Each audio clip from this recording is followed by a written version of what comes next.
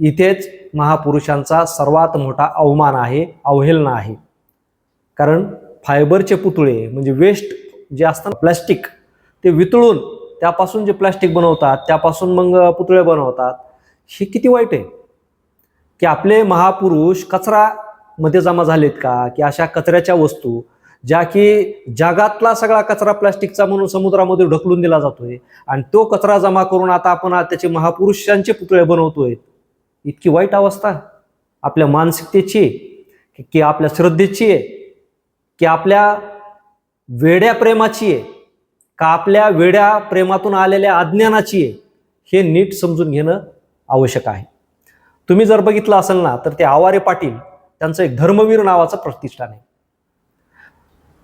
छत्रपती संभाजी महाराजांना धर्मवीर म्हटलं गेलं, आता छत्रपती शिवरायांना धर्मवीर म्हणून रुजविलं जाते. हे का रुजवायचंय?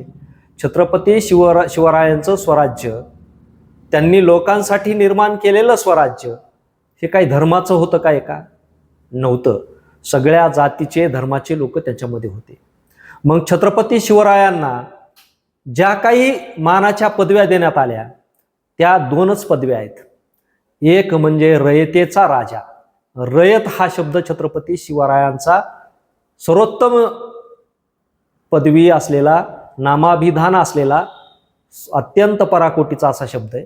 कारण रयत म्हणजे इथं जात नाही, रयत म्हणजे इथं धर्म नाही, रयत म्हणजे या मातीत जन्मलेला प्रत्येक जीव. मग तिथं माणूस आला, पशुपक्षी आले, वृक्षवेली आले, सगळे आले त्याच्यामध्ये. मग आपण हा रयत शब्द दिला कुठं सोडून? त्या रयतेच्या नंतर महात्मा फुलेंनी त्यांना दुसरी पदवी दिलेली आहे, कुळवाडी भूषण. बरोबर? कुळवाडी म्हणजे काय? दऱ्या खोऱ्यात राहणाऱ्या फाटक्या तुटक्या नागड्या लोकांचा, दरिद्री लोकांचा राजा. त्याच्यात जात कुठे आली? त्याच्यात धर्म कुठं आला? आणि मग तुम्ही धर्मवीर म्हणता तर त्यांनी फक्त काय हिंदूंचंच रक्षण केलं का? मग त्यांनी जर हिंदूंचं रक्षण केलं तर त्यांच्या सेवेमध्ये ब्राह्मण समाज, त्यांच्या सेवेमध्ये 18 पगड जातीमधला प्रत्येक त्यावेळेचा तुच्छ समजला जाणारा माणूस, मुस्लिम माणूस काय करत होता? बरं एवढंच नाही ना, त्या काळामध्ये जे परदेशी काही गुलाम होते, मग ते गुलाम ईसाई सुद्धा होते, पोर्तुगीज सुद्धा होते. म्हणजे जो इथं नडलेला आहे, दारिद्र्यात पिचलेला आहे, ज्याच्यावरती अन्याय होतोय, तो छत्रपती शिवरायांना शरण येत होता. कारण ते तिथं जात नव्हती. एक ईश्वर म्हणून, राजा म्हणून देवानंतर छत्रपती शिवरायांना प्रत्येक माणूस पाहत होता. मग ज्या माणसाकडं धर्मच नाही तो देवासारखा असतो. तुम्ही धर्मवीर म्हणून त्याचं दैवत्व किंवा त्याच्या दैविक क्षमता तुम्ही संपवतायत का त्याचं महात्म्य तुम्ही संपवतायत? म्हणजे छत्रपती शिवरायांचं महान कर्तृत्व तुम्हाला तुच्छ करायचंय, त्यांचाच वापर करून, त्यांनाच पुढं करून. म्हणजे इतकी वाईट प्रवृत्ती, इतकी नीच मानसिक वृत्ती ही काही सर्वसामान्य माणसांची नाही, ही काही वैचारिक माणसाची नाही किंवा छत्रपती शिवरायावरती प्रेम करणाऱ्या माणसाची नाही. मग हे घेऊन उतरलंय कोण हे ओळखा. कारण याच्या अगोदर मागच्या तुम्ही जर बघितलं असेल ना तर आज 350 वर्षापेक्षा जास्त कालावधी होऊन गेलेला आहे. 350 वर्षामधल्या जे काही पुरातन दस्तावेज आहेत ते तपासा आणि त्याच्यामध्ये बघा की त्यांना धर्मवीर कुणी म्हटलेलं आहे का. मग अलीकडे ह्या 20-30 वर्षामध्ये तुम्हाला त्यांना धर्मवीर म्हणायचं आणि धर्मवीर म्हणून त्यांना प्रेझेंट करायची गरज काय पडली? बरं ठीक आहे, प्रेझेंट करीनात का तुम्ही? तुमच्या दृष्टीनं तुमचे शिवराय वेगळे असतील, ज्यांना सर्वसमावेशक वाटतायत त्यांच्या दृष्टीने शिवराय वेगळे असतील. परंतु आज महत्वाचा प्रश्न असा आहे की छत्रपती शिवरायांनाच संपविण्याचा डाव आखला जातोय आणि त्यांच्या माध्यमातून कदाचित पुढे, कारण आज परिस्थिती तशी आहे, कारण छत्रपती शिवराय फक्त मराठ्याचे म्हणून मिरवले जात आहेत, त्यांना बंदिस्त केले जाते. म्हणजे आज तुम्ही छत्रपती शिवरायांना राजा म्हणून जरी नाचत असले ना तर छत्रपती शिवरायांना बंदिस्त केलं जातंय, कैद केलं जातंय एका जातीमध्ये. बरोबर? कारण तुम्ही जर बघितलं ना कालच्या त्या खेळोबाच्या गावाच्या ठिकाणी, तर अंजनगाव खेळोबाच्या ठिकाणी, तर त्या ठिकाणी फेसबुकवरती जय मल्हार नावाचे किंवा धनगरांच्या नावाचे काही फेसबुक अकाउंट आहेत. त्या अकाउंटमध्ये तुम्ही जरा डोकावून जर बघितलं ना, तर त्यामध्ये पोस्ट अशा टाकलेल्या आहेत, तो शिवाजी, त्याचा चित्रपट आम्ही पाहणार नाही, तो शिवाजी, त्याचा पुतळा आम्ही बसू देणार नाही. अरे असं इंग्रज सुद्धा बोलत नव्हते, असे मोगल सुद्धा बोलत नव्हते. म्हणजे मोगलांच्या स्त्रिया जरी छत्रपती शिवरायांच्या सैनिकाला सापडल्या तर ते मोगल म्हणायचे की आमच्या स्त्रिया सुरक्षित आहेत, आणि ते छत्रपती शिवाजी महाराज आपल्या स्त्रियांना कधीही वाईट वागणूक देणार नाही, ह्या विश्वासानं त्यांना आदरानं बोलत होते.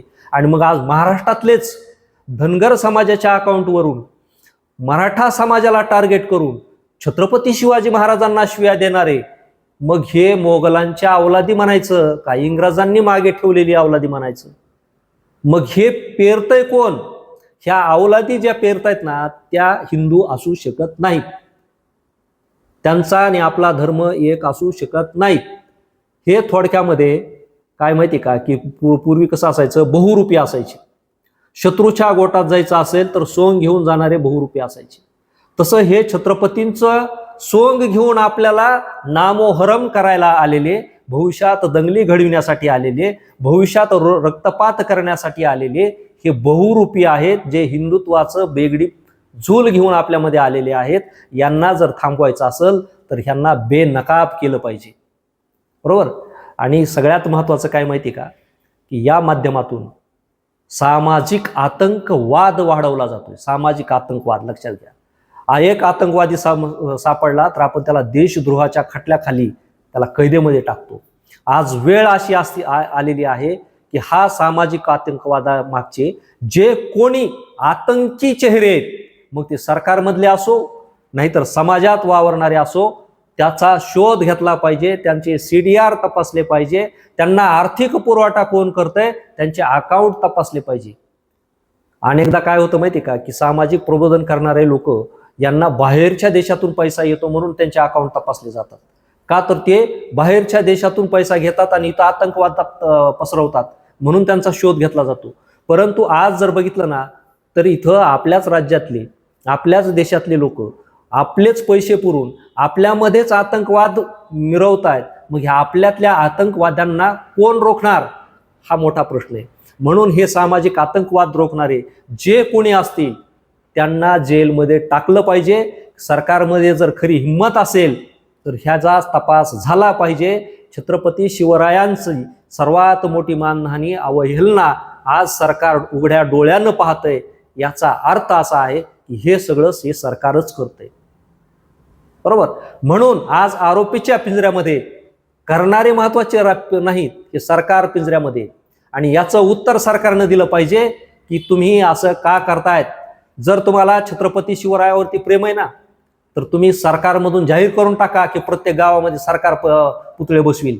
तुम्ही बसवायची गरज नाही. काय गरज आहे? सरकारने जर मनात आणलं ना, तर प्रत्येक गावामध्ये ब्रांचचे पुतळे बसतील, धातूचे पुतळे बसतील.